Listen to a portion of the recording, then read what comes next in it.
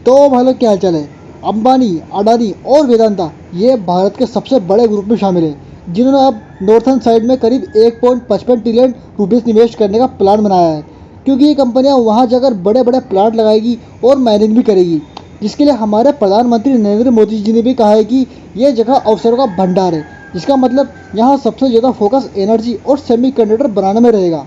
अब north east side में करीब 7 स्टेट आते हैं जिनके नाम है अरुणाचल प्रदेश, असम, मणिपुर, मेघालय, मिजोरम, नागालैंड और त्रिपुरा। तो सबसे पहले बात करते हैं वेदांता के लिए।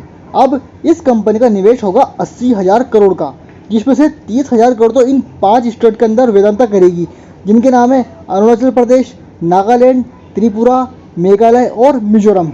और बाकी का 50,000 करोड़ सिर्फ असम के अंदर वेदांता करेगी। ये निवेश यहाँ पे गैस निकालने के लिए, मिनरल्स निकालने के लिए और भी कई सारी चीज़ों पर इनका निवेश होगा।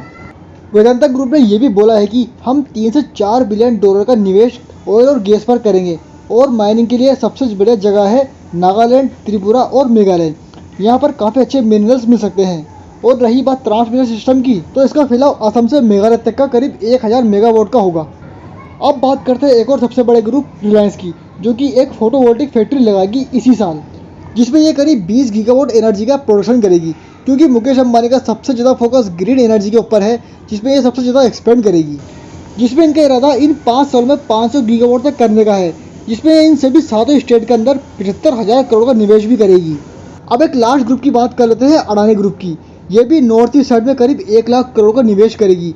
अडानी 50,000 करोड़ का निवेश तो सिर्फ असम में करेगी और बाकी का 50,000 करोड़ का निवेश इन 6 स्टेटों में किया जाएगा। अडानी का इतना बड़ा निवेश इन चीज़ों पर होगा, जिसमें है smart meter, hydro, pump storage, power transmission, road highway, digital infrastructure और लॉजिस्टिक वगैरह वगैरह।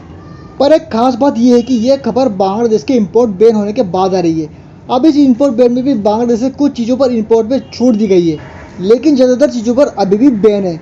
और एनएचआई के वरिष्ठ अधिकारी ने यह भी कहा है कि अब से बांग्लादेश से होकर जाने वाले रूट को बदला जाएगा। इसको डाइवर्ट करके समुद्र के रास्ते से गुजारा जाएगा, जो कि बांग्लादेश के खिलाफ एक वैकल्पिक मार्ग के तौर पर काम में आएगा। अब ये रास्ता डायरेक्ट कोलकाता के पोर्ट से म्यांमार के पोर्ट को जोड़ने का काम भी करेगा।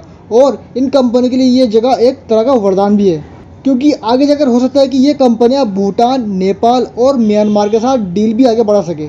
इसलिए ये सारी बड़ी बड़ी कंपनियां अब उत्तर प्रदेश और गुजरात के अलावा भी इन स्टेट के अंदर अपना दांव खेल रही है। तो आज की वीडियो में बस इतना ही। बाकी मैं मिलता हूँ आपको अगली नेक्स्ट वीडियो में।